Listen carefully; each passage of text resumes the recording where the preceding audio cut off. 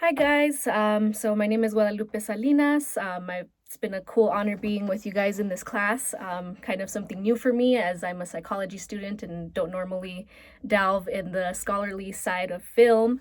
But I'm here to present to you guys today on Andrew Slade's 2009 journal on mixing mourning and desire, about Alfonso Cuarón's Y tu mamá también, which was put out in 2001. And as said by Slade, this film is really a depiction of our hungry, self serving id beneath our intentions of rules and restraint. So, Mexican teens Julio and Tenoch, who are played by Diego Luna and Gabriel Garcia Bernal, go on a seductive road trip with Luisa, an older woman played by Maribel Verdú, a very kind of close actress to me. She also stars in one of my favorite movies, which is Pan's Labyrinth, where she plays Pan's kind of trusted ally. She's always the one that's trying to help, and she's also on the side of the revolution inside the movie.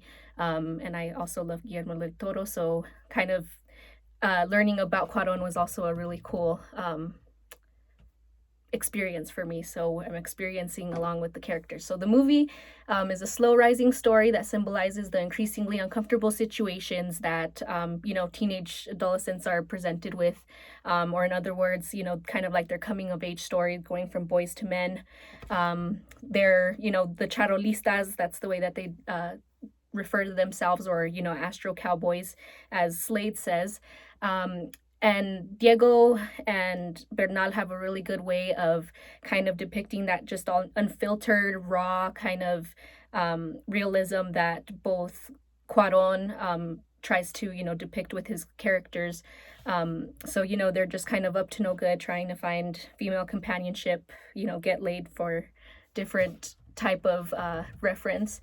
There are two key topics in the film, according to Slade, that he kind of dissects.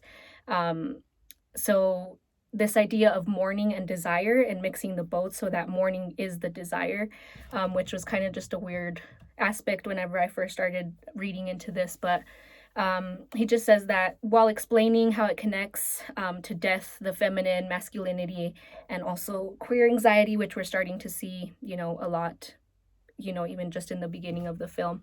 So the structure of desire within the movie, according to Slade, lies in the road trip, because it mirrors the actual structure of desire. So this means that the trip has no destination necessarily, but the destination is revealed later, as to where your destination ends up. So where you were coming from to where you ended up, kind of in a way that Cuaron does it, to where it almost seems mundane, the little bit in between that happens, till they get to the pivotal point of the movie, which I'll talk about soon. So the desire is truthful to the situation, to me, as it's fully known, as it's not fully known in advance, as Slade says. So the boys' friendship, no matter how close and more heterosexually placed in the beginning, dies in a sense, when they accept to invite Luisa, who later kind of reveals also a very important aspect about herself, which in turn will be her upcoming death. She learns that she's sick and she's gonna die, so she won't be along for the ride for too much longer. So then that places the boys in a place where Luisa is the encounter with death, and thus their dying friendship. So this is visualized in the pivotal scene, as I mentioned, of the movie, where the boys begin a symbolic destination of engaging in a menage a trois with Luisa, and then ending their destination with each other in bed, the next morning, where they come into the reality that they now have to attain the idea that what they truthfully desired was not Luisa, which was where the center point was located up to this point, but it was actually each other. And there's comments even by Slade made that terms like they swapped each other's girlfriends, sort of other type things like that, plays in their closeness in relationship, that it doesn't really phase them much, that they're so close they don't mind doing that.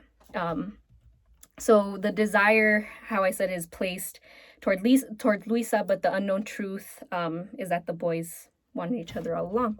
So the aspect of queer anxiety that we see in the movie also is with the many scenes and the instances where the boys are kind of hinting towards their discretion. Just very slow moments of just peace amongst them or looking at each other.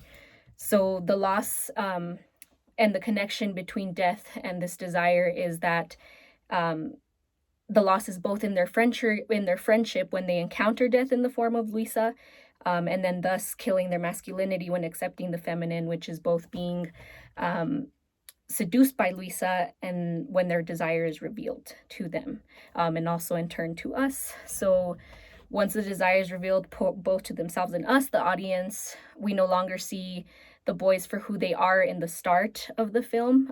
They are now, here's where the coming of age aspect comes. And, now because they engaged in sex, they're now men.